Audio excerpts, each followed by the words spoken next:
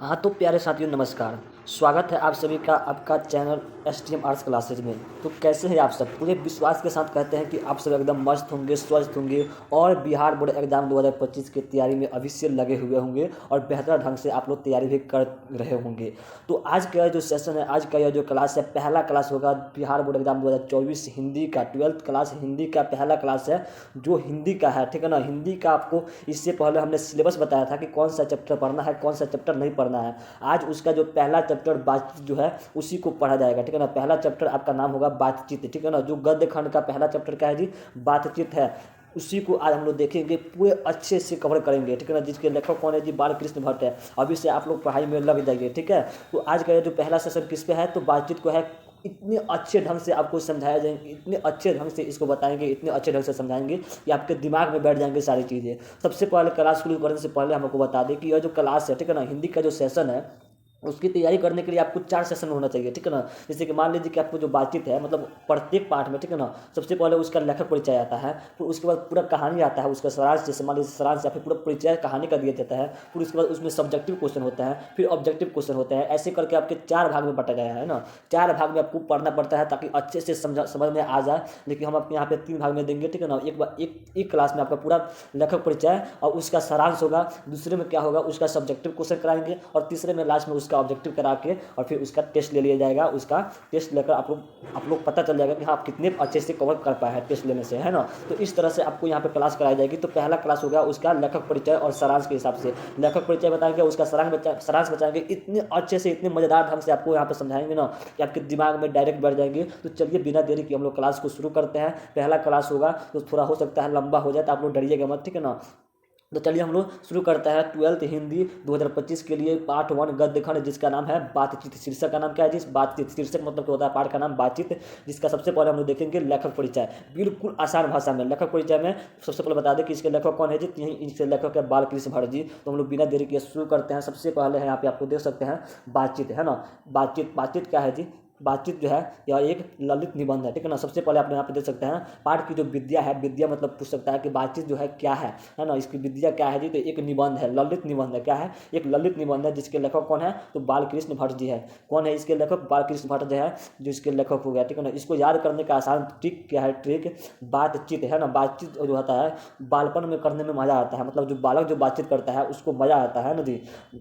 जो बालक जो होता है, बाल से हो गया बालकृष्ण भट्ट, बालक से हो गया बालकृष्ण भट्ट, है ना। अब बालक जो है बातचीत करता है लो तो निमन लगता है। कैसे लगता है जी? निमन लगता है। बालक मतलब बालकृष्ण भट्ट बातचीत करता है, मतलब बातचीत बालकृष्ण भट्ट बातचीत करते हैं तो क्या लगता है जी? तो निमन लगता है। तो निमन से हो गया निबंध। आप लोग को याद हो गए होंगे, बालक से हो गया बालकृष्ण भट्ट, बातचीत करते हैं तो बातचीत के लेखक, तो निमन लगता है तो यह निबंध हो गया। कितने मजेदार तरीके से ट्रिक से आपको याद भी हो गया होगा पहला चैप्टर। तो चलिए हम लोग देखते हैं सबसे पहले क्या? इसका लेखक परिचय, है ना। लेखक परिचय इसको जान लेंगे, उसके बाद सारी चीज़ें चैप्टर बाय चैप्टर जो है सभी चीज़ें कंप्लीट कराई जाएगी। सबसे पहले लेखक परिचय में क्या है कि इनका जन्म कब हुआ था? बालकृष्ण भट्ट का जन्म जो है 23 जून 1844 को हुआ था, और इनका जो निधन हुआ था, मृत्यु कब हुआ था? तो 20 जुलाई 1914 को हुआ था। 20 जुलाई 1914 को हुआ था इनका मृत्यु। और इनका निवास स्थान कहाँ है? तो इलाहाबाद उत्तर प्रदेश में, ठीक है ना। अच्छे से इसका स्क्रीनशॉट ले सकते हैं या फिर आप लोग अपने कॉपी में नोट कर सकते हैं सारी चीज़ें जो है, और इसको अच्छे से याद कर लीजिएगा। जन्म हो गया 23 जून 1844, मृत्यु हो गया इनका 20 जुलाई 1914, और निवास स्थान कहाँ है? जन्म स्थान इनका कहाँ पे रहते थे? तो उत्तर प्रदेश के इलाहाबाद में, है ना। उत्तर प्रदेश के इलाहाबाद में। चलिए आगे देखते हैं कि इनके माता पिता का नाम क्या है। इनके माता और पिता का नाम क्या है? तो इनकी माता जो है पार्वती देवी, इनकी माता का नाम क्या है? पार्वती देवी है। इनके पिता का नाम क्या है? तो बेनी प्रसाद भट्ट है, जो एक व्यापारी थे। यहाँ से आपके सभी प्रश्न जो इंपॉर्टेंट है, यहाँ से सभी कोई भी प्रश्न यहाँ से आ सकता है ना। कोई भी प्रश्न यहाँ पे भी प्रश्न पूछा है कि इनके पिता बालकृष्ण भट्ट के पिता क्या थे, उनका व्यवसाय क्या था? तो एक व्यापारी थे। माता जी क्या थी? एक संस्कृत लेखिका थी, मतलब संस्कृत में एक विद्वान थी बहुत बड़ी, मतलब संस्कृत की एक बहुत बड़ी जानकारी थी, है ना। और इनके पिताजी का नाम क्या है? बेनी प्रसाद भट्ट है। तो यहाँ से आपके ऑब्जेक्टिव प्रश्न पूछे जाएंगे कि बालकृष्ण भट्ट के पिता का नाम क्या है? तो बेनी प्रसाद भट्ट। वह उनका व्यवसाय क्या था? तो एक व्यापारी थे। बालकृष्ण भट्ट का निवास स्थान कहाँ है? तो उत्तर प्रदेश इलाहाबाद। तो ऐसे करके आप आपसे ऑब्जेक्टिव प्रश्न पूछता है, ठीक है ना। चलिए अब देखते हैं कि इन्होंने क्या क्या अपने जीवन में लिखा है। सारी चीज़ें जितनी हम यहाँ पे चीज़ें बताएंगे ना एकदम इंपॉर्टेंट है, अपने से खुद से इसको छाँट छाँट कर लिखा गया है ना, जो काफ़ी इंपॉर्टेंट है। खुद से इसको निकाला गया है आपकी बुक से, पूरा बुक पढ़ने की कोई आवश्यकता नहीं है ना। यहाँ पे वही चीज़ें यहाँ पे दिए जाएंगी जो आपके एग्जाम बोर्ड में पूछे जाएंगे, तो आप लोग अच्छे से सभी चीज़ों को यहाँ पे नोट करते चलिए। चलिए यहाँ के पिता माता पिता हो गए। अब आते हैं इसकी रचना, ठीक है ना, इन्होंने क्या क्या रचा है ना। यहाँ से काफ़ी सारे प्रश्न पूछे जाते हैं। रचना इनकी कौन कौन से है? सबसे पहले उपन्यास है, रहस्य कथा, नूतन ब्रह्मचारी, 100 अजान एक सुजान, हमारी घड़ी, सद्भाव का अद्भाव आदि। मतलब बहुत सारे इन्होंने उपन्यास लिखा है, जिसमें से ये जो है जो हम यहाँ पर लिखे हैं ये काफ़ी इंपॉर्टेंट है। यहाँ से आपके प्रश्न कैसे पूछेगा कि निम्न में से कौन जो है बालकृष्ण भट्ट द्वारा रचित नहीं है, रचित नहीं है या फिर रचित है। 4 गो ऑप्शन दे देगा, नहीं है मैं तो 4 गो ऑप्शन दे देगा, है ना, जिसमें से 3 गो अलग होगा और एक इसमें से कोई दे देगा। तो आपका सही उत्तर क्या हो जाएगा? जैसे मान लीजिए कि 4 गो में से कोई 3 गो अलग अलग दे दिया और एक दे देता है नूतन ब्रह्मचारी, तो आपका राइट उत्तर क्या हो जाएगा? नूतन ब्रह्मचारी। यहाँ पे पद्मावती भी पूछ सकता है, बेनी संहार भी दे सकता है, नल दमयंती या फिर दमयंती स्वयंवर, दोनों एक ही नाम है, मेघनाथ वध हो गया, रेल का विकट खेल हो गया, बाल विवाह हो गया, एक रोगी और एक वैध हो गया। उसके बाद जैसा काम वैसा परिणाम, उसके बाद नई रोशनी का विष, आचार विडम्बन, ये सब क्या है जी? इन्हीं का रचनाएं हैं, इन्हीं के बालकृष्ण भट्ट ने इन सबको इस जितना यहाँ पे दिख रहा होगा इस सबको किसने लिखा है? तो बालकृष्ण भट्ट जी ने लिखे हैं। तो यहाँ से आपके ऑब्जेक्टिव प्रश्न बहुत सारे पूछ सकता है, तो आप लोग इसको अच्छे से केवल दिमाग में बैठा लीजिए कौन कौन से है जो बालकृष्ण भट्ट के हैं। इतना याद करने की जरूरत नहीं है, केवल सुन लीजिएगा, याद हो जाएगा, ठीक है ना। आप लोग इसको अच्छे से देखते चलिए, कान में हेडफोन लगाकर सुनते चलिए, अच्छे से याद हो जाएंगे। तो यहाँ पे इनकी रचनाएं हो गई, इतनी सारी इनकी रचनाएं हैं जहाँ से आपके काफ़ी ऑब्जेक्टिव प्रश्न जो है पूछे जा सकते हैं। चलिए अगला क्या है? अगला है यहाँ पे एक और बता देते हैं ऑब्जेक्टिव प्रश्न में, एक और पूछता है ऑब्जेक्टिव में पूछते हैं कि ठीक है ना, कि बालकृष्ण भट्ट का जो ये बातचीत है ये कहाँ से लिया गया है, कहाँ से संग्रहित है? तो पद्मावती से है, ठीक है ना, पद्मावती से संग्रहित है बालकृष्ण भट्ट। तो इसको अच्छे से याद कर लीजिएगा, पूछेगा कि कहाँ से संग्रहित है, कहाँ से लिया गया है, तो पद्मावती से ही लिया गया है, ठीक है। चलिए अगला क्या है? अगला है यहाँ पे बातचीत के माध्यम से। चलिए अगला लेखक परिचय में है कि बातचीत के माध्यम से जो है बालकृष्ण भट्ट क्या बतलाना चाहते हैं? तो बातचीत की शैली। यहाँ पे इसको अच्छे से याद कर लीजिएगा, बातचीत के माध्यम से बालकृष्ण भट्ट जो है बातचीत की शैली बतलाना चाहते हैं। उसके बाद अगला क्या पॉइंट क्या है कि भारतेंदु हरिश्चंद्र की प्रेरणा से हिंदी वर्धनी सभा प्रयाग की ओर से 1877 में हिंदी प्रदीप नामक मासिक पत्र निकालना प्रारंभ किया। इसे 33 वर्षों तक चलाते रहे। यहाँ से आपका प्रश्न पूछेगा कि हिंदी प्रदीप नामक मासिक पत्र जो है किसने निकाला था? तो बालकृष्ण भट्ट ने निकाला था। या फिर कब निकाला था? तो 1977 में निकाला था, 1877 में। या फिर ऐसे भी गुना का प्रश्न पूछ सकता है कि इसमें से कौन जो है जो बालकृष्ण भट्ट ने जो है कौन से मासिक पत्र निकाला था? ऐसे प्रश्न पूछेगा कि 1877 में बालकृष्ण भट्ट जो है किस मासिक पत्र को निकाला था? तो हिंदी प्रदीप को आपको अच्छे से याद करना है, हिंदी प्रदीप को बालकृष्ण भट्ट ने निकाला था, ठीक है। चलिए अगला पॉइंट क्या है कि बालकृष्ण भट्ट जो है किस युग के निबंधकार थे? किस युग के निबंधकार थे? तो भारतेंदु युग के। किस युग के? भारतेंदु युग के निबंधकार है बालकृष्ण भट्ट, इसको भी अच्छे से याद कर लीजिएगा। अगला पॉइंट क्या है कि बालकृष्ण भट्ट जो है आधुनिक काल के रचनाकार थे। भारतेंदु युग कहिए या फिर आधुनिक काल का दे सकता है, यहाँ पे 4 ऑप्शन दे सकता है। आधुनिक काल, भविष्य काल, मतलब भविष्य काल तो नहीं, मतलब ऋतु काल हो गया, या फिर प्राचीन काल हो गया, है ना, या फिर मध्यकालीन काल हो गया, या फिर आधुनिक काल हो गया। यहाँ पे आपका राइट उत्तर क्या हो जाएगा जी? आधुनिक काल हो जाएगा। 4 ऑप्शन देगा जिनमें से एक सही होगा, जो क्या होगा? आधुनिक काल होगा। या फिर भारतेंदु युग देगा तो भारतेंदु युग हो जाएगा। उसके बाद क्या है? बालकृष्ण भट्ट क्या थे? तो एक गद्यकार थे, गद्य लिखते थे ज़्यादातर, ठीक है। काव्य कम लिखते थे, गद्यकार थे, गद्य ज़्यादा लिखते थे। उसके बाद है श्रीनिवास दास जी ने संयोगिता स्वयंवर की रचना की है। संयोगिता स्वयंवर की रचना किसने किया है? तो श्रीनिवास दास जी, है ना। भी ऑब्जेक्टिव में प्रश्न पूछता है किस संयोगिता स्वयंवर की रचना किसने किया है? तो श्रीनिवास दास जी। अब वहीं अगर पूछ देता है कि दमयंती स्वयंवर, इससे पहले क्या था? दमयंती स्वयंवर की रचनाकार कौन है? तो बालकृष्ण भट्ट। और संयोगिता स्वयंवर की रचनाकार कौन है? तो श्रीनिवास जी है ना। इसको अच्छे से याद कर लीजिएगा। अगला टॉपिक आपके सामने दिख रहा होगा। अगला टॉपिक क्या है? अगला टॉपिक है कि बाल आचार्य रामचंद्र शुक्ल ने निबंधकार के रूप में बालकृष्ण भट्ट जी को अंग्रेजी साहित्य के एडिशन और स्टील की श्रेणी में रखा है। यहाँ से आपके प्रश्न पूछेगा क्या कि रामचंद्र शुक्ल ने बालकृष्ण भट्ट को किस श्रेणी में रखा है? रामचंद्र शुक्ल ने बालकृष्ण भट्ट को किस श्रेणी में रखा है? तो एडिशन और स्टील के। किसके? एडिशन और स्टील के। यहाँ पे अच्छे से आप लोग याद कर लीजिएगा। यहाँ से जो है जितने यहाँ पे टॉपिक जो यहाँ पे जितने भी यहाँ पे मेन टॉपिक हैं आपकी किताब से छांट कर लिख दिया गया है। जहाँ से कोई भी आपके किताब से कोई भी प्रश्न पूछिए तो यहीं से रहेंगे। इसके अलावा आपके कोई भी प्रश्न आपको देखने को नहीं मिल सकता है। ऑब्जेक्टिव में जितने सारे प्रश्न रहेंगे यहीं से रहेंगे। अब उसके बाद आगे जो प्रश्न आएंगे वो कहाँ से आएंगे? तो आपके कहानी में से आएंगे। मतलब आपका जो निबंध है बातचीत, उस निबंध से आएंगे। तो उसका भी हमने यहाँ पे सारांश लेकर आया है, ठीक है ना। उसका भी सारांश यहाँ पे इसी क्लास में कराएंगे, सारांश उसका अच्छे से करा देंगे। तो पहले आप लोग इसका स्क्रीनशॉट ले सकते हैं ना, अच्छे से इसको याद भी कर सकते हैं। यहाँ पे छोटा कर देते हैं ताकि आप लोग इसका स्क्रीनशॉट ले लें, है ना। यहाँ पे आप लोग देख सकते हैं, इसका स्क्रीनशॉट लेकर अच्छे से इसको याद कर लीजिएगा। चलिए, उम्मीद है कि ले रहे होंगे अपने स्क्रीनशॉट इसका। आप लोग अच्छे से यहाँ पे याद कर लीजिएगा, सभी चीज़ों को अच्छे से यहाँ पे रिवीजन कर लीजिएगा, एक बार याद कर लीजिएगा, एक बार देख लीजिएगा तो आपको याद हो जाएगा, ठीक है ना। तो आप लोग अच्छे से याद कर लीजिए। तो यहाँ पे क्या हुआ, इनका जो है लेखक परिचय जो है खत्म हुआ। लेखक परिचय में क्या हुआ जी, यहाँ पे खत्म हो गया, बातचीत का जो लेखक परिचय है समाप्त हुआ। अब आता है कि पूरे कहानी का सारांश है ना, बातचीत का जो है सारांश अब इसका बाकी रह गया। तो चलिए अब इसका देखते हैं संपूर्ण अर्थ और सारांश, ठीक है ना। पूरी कहानी जो देखिएगा आप लोग, जो यहाँ पर निबंध जो है लगभग 5 से 6 पेज में है, उतना पढ़ने की आवश्यकता नहीं है, आपको कुछ समझ में भी नहीं आएगा। तो यहाँ पे उसका सारांश जो है लगभग 1 से 2 पेज में होगा, आपको अच्छे से कवर करा दिया जाएगा। सारांश में क्या होता है जी, आपको मुख्य मुख्य जो टॉपिक होते हैं, जो मुख्य मुख्य बातें होते हैं, उसी को लिखना पड़ता है सारांश में। और आपके एग्जाम में भी पूछा जाता है प्रश्न कि बातचीत का सारांश लिखिए, है ना। तो चलिए हम लोग देखते हैं सारांश की ओर बढ़ते हैं। बातचीत का संपूर्ण अर्थ आपके दिमाग में बैठा दिए जाएंगे एकदम अच्छे से। पहले बताइए कि जो इसका जो लेखक परिचय है आपको अच्छे से समझ आया कि नहीं, है ना, समझ आया कि नहीं। इनका जन्म मृत्यु सब कुछ आपको समझ में आ जाना चाहिए, है ना, सब कुछ यहाँ पे समझ में आ जाना चाहिए। तो चलिए अब हम देखते हैं यहाँ पे सारांश इसके पढ़ते हैं। सारांश में क्या क्या है, सारी चीज़ें आपको लाइन बाय लाइन समझाते हैं। सबसे पहले क्या लिखना है जी, सबसे पहले किसी भी चीज़ का सारांश लिखने से पहले लिखते हैं कि बातचीत जो है, बातचीत शीर्षक निबंध जो है वह आधुनिक काल के, बालकृष्ण भट्ट किस काल के थे, तो आधुनिक काल के प्रसिद्ध निबंधकार क्या थे जी, तो निबंधकार थे, और बालकृष्ण भट्ट द्वारा लिखा गया है। बातचीत जो है किसके द्वारा लिखा गया है जी, तो आधुनिक काल के प्रसिद्ध निबंधकार बालकृष्ण भट्ट के द्वारा लिखा गया है। इनके द्वारा, तो बालकृष्ण भट्ट के द्वारा, जिसमें जो है वाक शक्ति के संबंध में लेखक अपने विचार व्यक्त करते हैं तथा वाक शक्ति को लेखक ने ईश्वर का वरदान बताया है। देखिए वाक शक्ति क्या होती है, वाक शक्ति मतलब होता है बोलने की शक्ति। हम लोग जो बातचीत करते हैं वह जो शक्ति है ना, उसी शक्ति के बारे में लेखक जो है यहाँ पे बताए हैं। मतलब जो हम लोग बातचीत करते हैं, इसी बातचीत के बारे में जो है लेखक यहाँ पे इस पाठ में, इस निबंध में बताएंगे। और ये भी बताए हैं बालकृष्ण भट्ट ने क्या कहा है कि जो वाक शक्ति है, जो हम लोग के पास जो बोलने की शक्ति है, यह ईश्वर की एक वरदान है। अर्थात कि अगर वाक शक्ति न होती तो समझिए कि क्या हो जाता। आप कल्पना कर सकते हैं कि अगर आप में बोलने की शक्ति ना होती, अगर हम आपको बोल कर समझा नहीं पाते तो क्या होता। अगर सभी जो जितने सारे दुनिया में लोग हैं अगर बोल ही नहीं पाते तो क्या होते। इसीलिए क्या है जी, ये जो वाक शक्ति है, जो बोलने की शक्ति है, यह क्या है, एक ईश्वर की वरदान बताया है लेखक ने। आगे लेखक क्या कहते हैं कि बालकृष्ण भट्ट जी कहते हैं कि वाक शक्ति अगर मनुष्य में न होती तो न जाने इस गूंगी सृष्टि का क्या हाल होता। मतलब इस संपूर्ण सृष्टि क्या होती जी, गूंगी होती। गूंगी बता रहे हैं ना, संपूर्ण सृष्टि क्या होती जी, गूंगी प्रतीत होती है। मतलब पता नहीं क्या होता है इस गूंगी सृष्टि का, एकदम गूंगे, चारों तरफ गूंगे लोग होते हैं। जैसे आप कोई कुछ बोल ही नहीं पाता, मान लीजिए आप कल्पना कर सकते हैं कि कोई इंसान जो है किसी से बोल ही नहीं पाता, तो एकदम लगता है कि सब गूंगा ही है और कुछ समझ नहीं आता कि क्या करा जाए, है ना, क्या किया जाए क्या नहीं। मतलब किसी को कुछ समझ में नहीं आएगा कि हो क्या रहा है इस धरती पे, किसके मन में क्या विचार चल रहा है, तो कुछ समझ में नहीं आता।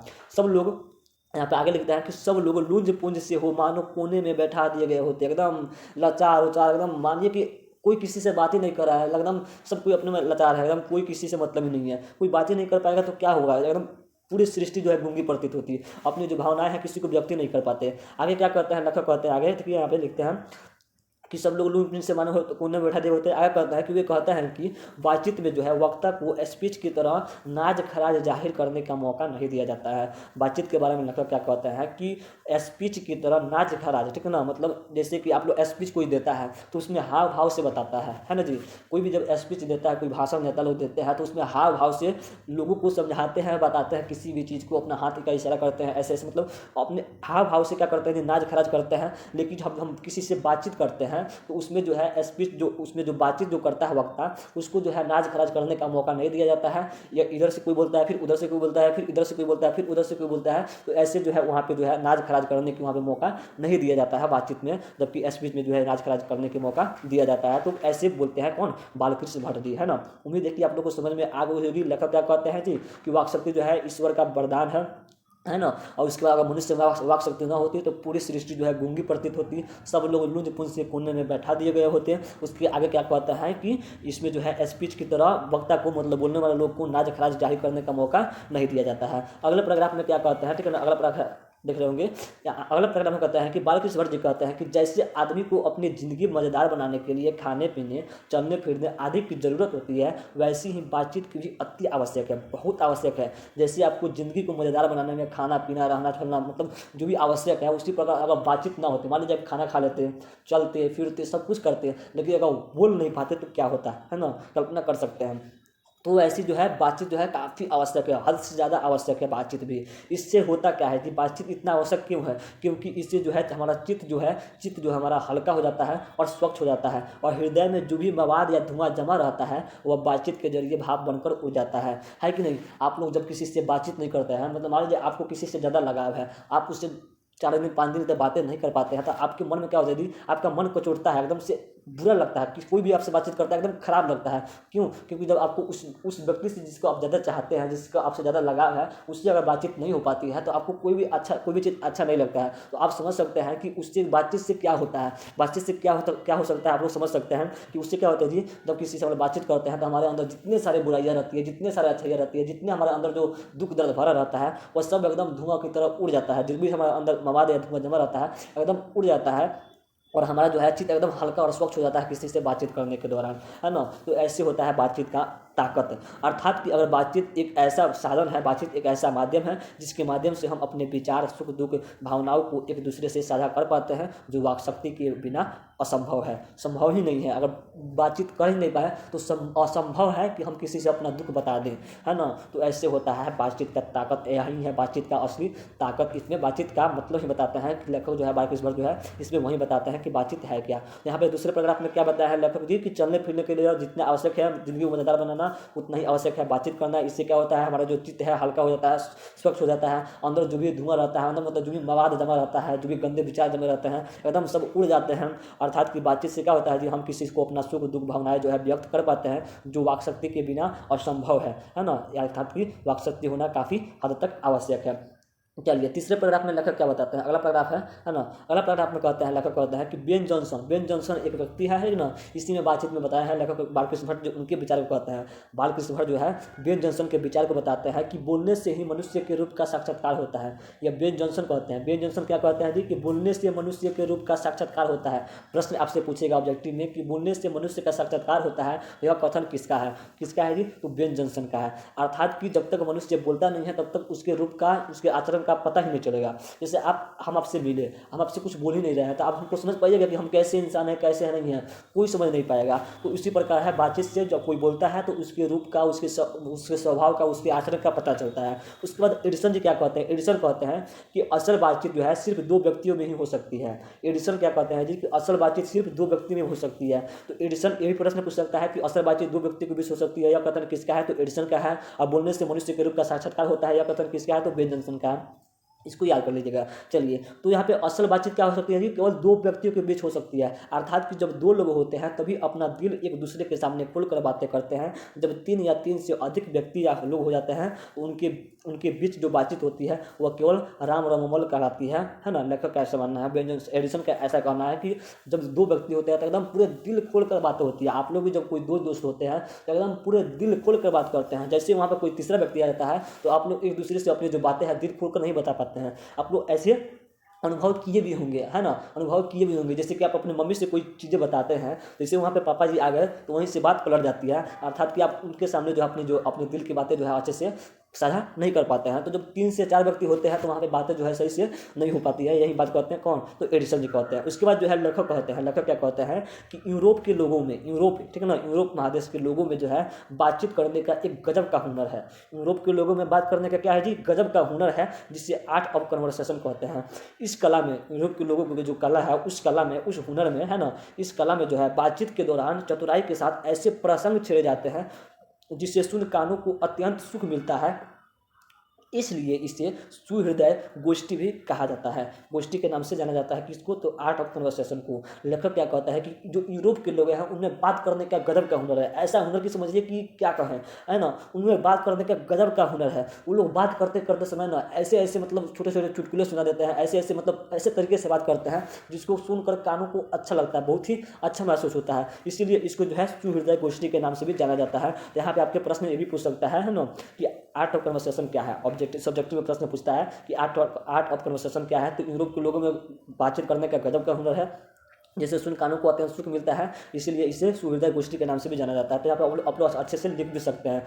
कोई भी प्रश्न यहाँ से एक भी प्रश्न जो है आपके बोर्ड एग्जाम में बाहर नहीं आएगा यहाँ पे, है ना। आप लोग करना क्या, आप लोग कोई इस क्लास को कीजिए, मतलब पूरे सारांश को कीजिए। कोई भी एक ऑब्जेक्टिव का जो भी आपके पास कोई बुक हो या फिर है या फिर यूट्यूब पर कोई भी है, या फिर उसका एक बार बातचीत का जो एक पार्ट है उसको आप लोग ऑब्जेक्टिव एक बार क्लिक करके देखिए। मतलब एक बार ऑब्जेक्टिव जो है आप लोग कहीं से भी खोज कर ऑब्जेक्टिव का सारा क्वेश्चन जो है एक पार्ट का बातचीत का, आप लोग उसको अपने से मतलब आंसर की खोज के देखिए, मतलब उसका टिक लगाकर देखिए कि कितने आपने सही किया है। आपको गारंटी के साथ कहता है कि आपका एक भी प्रश्न ऑब्जेक्टिव जो है बचने वाला नहीं है। यहाँ से सभी के सभी प्रश्न आपके एकदम से कंप्लीट हो जाएंगे। चलिए यहाँ पे अगला पैराग्राफ जो है, अगला पैराग्राफ में लेखक क्या बताते हैं।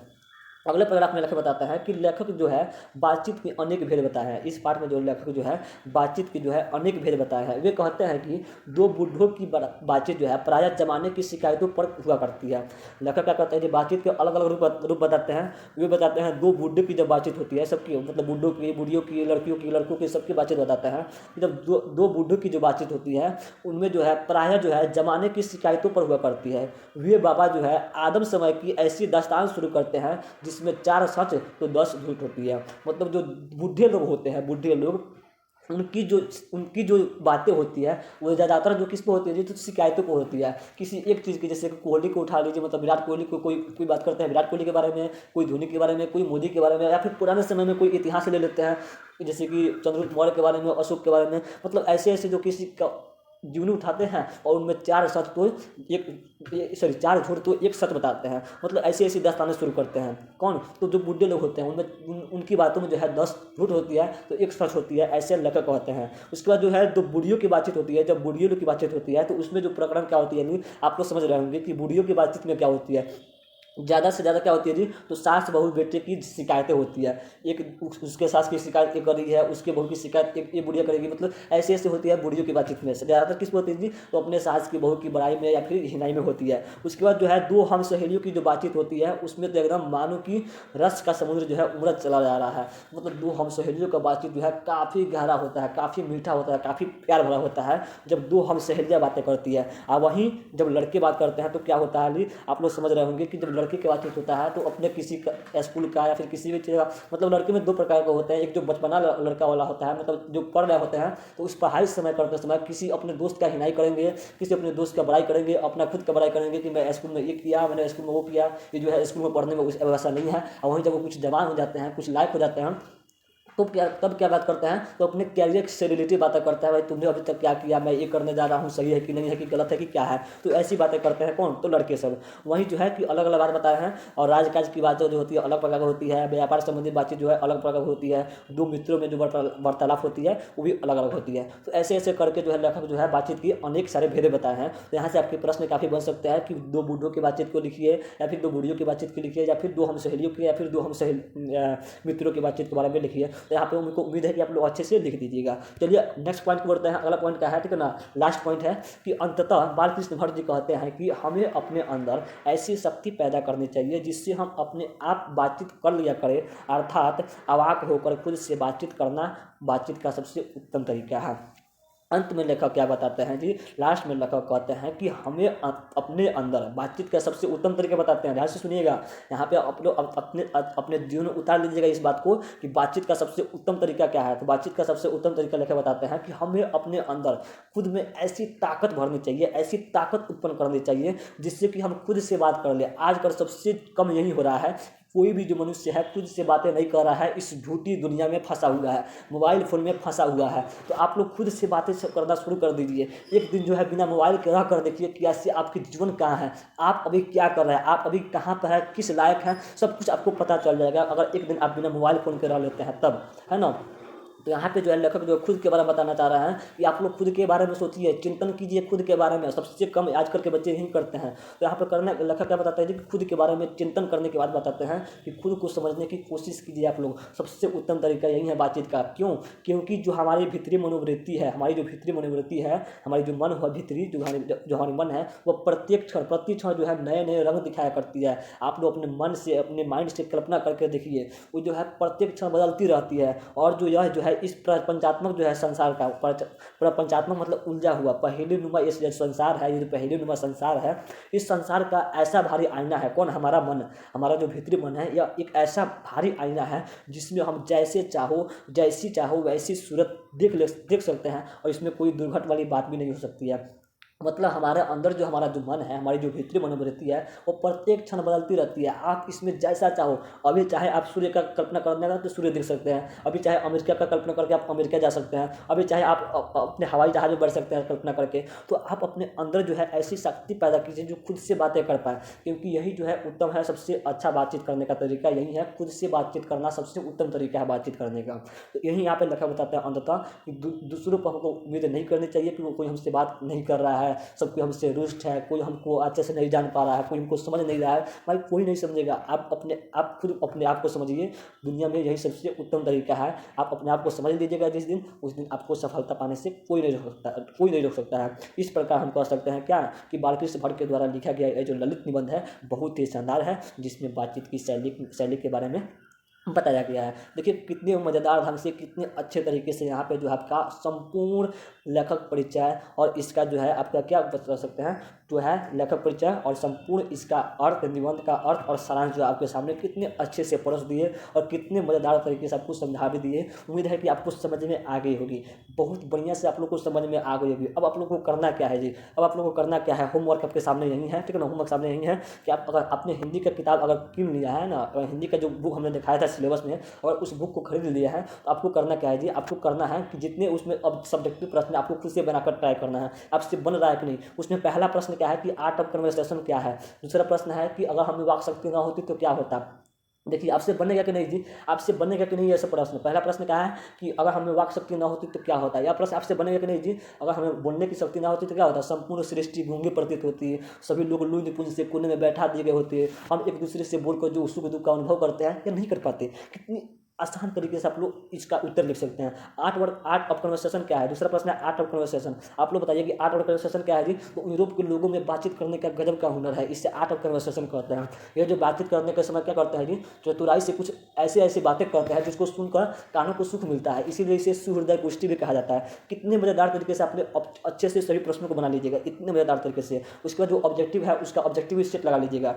यहाँ से आपके एक भी प्रश्न जो आपके इससे बाहर नहीं पूछे जाएंगे। एग्जाम बोर्ड, बिहार बोर्ड किसी भी एग्जाम के बात कर सकते हैं। यहाँ पे साइंस हो या फिर कॉमर्स हो या फिर आर्ट्स हो, सभी बोर्ड के लिए जो है, सभी स्ट्रीम के लिए, साइंस कॉमर्स आर्ट्स के लिए, सभी के लिए जो है यह क्लास जो है अवेलेबल है। कोई भी बच्चा यहाँ पे पढ़ सकता है साइंस कॉमर्स और आर्ट्स के। यहाँ पे देखिए कितने अच्छे से यहाँ पे समझा दिया है। अगर आपको यह जो क्लास अच्छी लगी है, वीडियो थोड़ा सा भी अच्छा लगा है, तो इसको लाइक कर दीजिए और चैनल को अगर नया है तो सब्सक्राइब कर दीजिए। इसके आगे के क्लास में हम बताएंगे क्या, तो इसका सब्जेक्टिव प्रश्न, उसके लास्ट में करा देंगे इसका ऑब्जेक्टिव प्रश्न। आपको अच्छे से सभी चीज़ें यहाँ पे करा दिए जाएंगे। हमको लगता है कि यहाँ पे जो क्लासें आपको समझ में आ गई होगी। अगर हाँ आई है तो इसको शेयर कर दीजिए अपने दोस्तों के पास, ताकि वो भी जो है इसका मज़ा उठा सके, अच्छे से भी उसको जो है इसको पढ़ सके, है ना। और चैनल पर नया तो सब्सक्राइब कर दीजिएगा। अपने दोस्तों को भी बोलिए कि इसको सब्सक्राइब करने के लिए, क्योंकि यहाँ पे जो है सभी चीज़ों की इसी तरह से तैयारी कराई जाएगी। इससे भी बेहतर ढंग से जो है आर्ट्स के सभी सब्जेक्ट की तैयारी कराएंगे आपको, है ना। तो आप लोग चैनल को सब्सक्राइब कर लीजिएगा, अपने दोस्तों के पास शेयर कर दीजिए। मिलते हैं नेक्स्ट वीडियो में, तब तक के लिए जय हिंद, धन्यवाद।